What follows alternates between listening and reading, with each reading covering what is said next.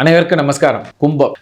கும்பம் அதாவது இறைவனின் அருட்பார்வையை, இறைவனின் அவதாரத்தை சொல்லுகின்ற ராசி கும்பம். அதனால தான் கும்ப ராசிக்காரங்கிட்ட யாரும் பேசி ஜெயிக்க முடியாது. ஏனென்றால் முக்காலத்தை உணர்ந்தவர்கள், ஆனால் கால மாற்றத்தால் இறைவனுக்கு மட்டுமே கட்டுப்படுபவர்கள்.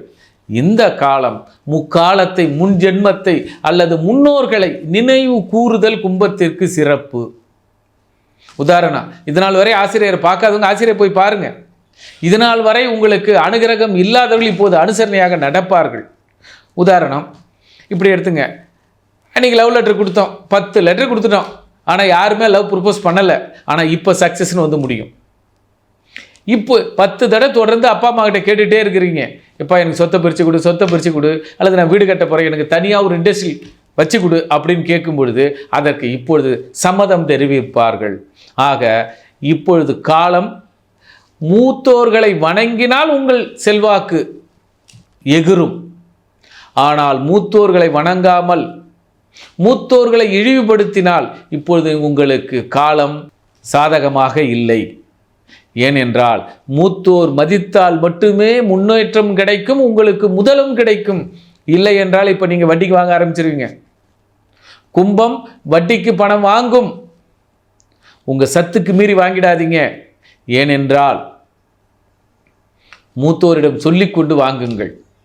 உங்களுடைய பிணைய சொத்துக்களை, பின்னாடி இருக்கும் சொத்துக்களை வைத்துத்தான் ஒருவர் கடன் கொடுக்கிறான். ஏனால் உங்கள் மீது அல்ல, உங்கள் மீது பாசம் அல்ல.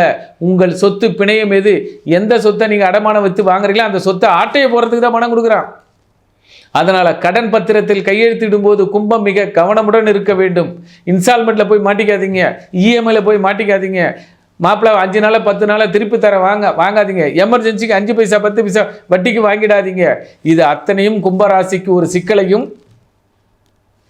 ஒரு மறைமுக சொத்தை அடிப்பதற்கு ஒரு திட்டமுமாக மாறிவிடும்.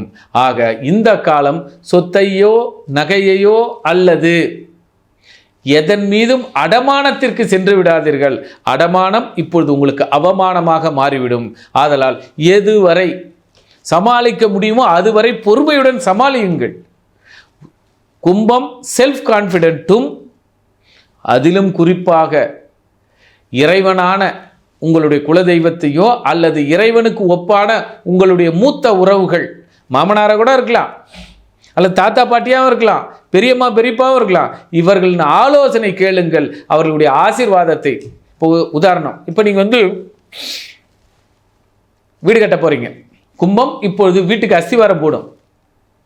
அங்கே வந்த உடனே சொல்லுவாங்க, சார் இந்த கிச்சன் கொஞ்சம் கம்மியாக இருக்குது, கொஞ்சம் பெருசாக்கலாம், பின்னாடி இடம் தானே சார் கிடக்குது, நம்ம கொஞ்சம் ஒரு 2 அடி நவுத்திக்கணும், என்ன சார் இருக்குன்னு அசால்ட்டாக செய்கின்ற ஒரு வேலை உங்களுக்கு ஒரு பெரிய சர்வையும் சறுக்கல்களையும் அல்லது எக்கனாமிக்கலுடைய பொருளாதார நலிவுகளையும் கொடுத்து விடும். கும்பம் திட்டமிடுங்கள், சரியாக திட்டமிடுங்கள், திட்டத்தை மட்டுமே நிறைவேற்றுங்கள்.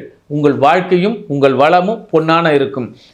திட்டத்தை எக்ஸ்டென்ஷன் கொடுக்காதீர்கள், உங்களுக்கு பேராபத்தை கொடுத்து விடும்.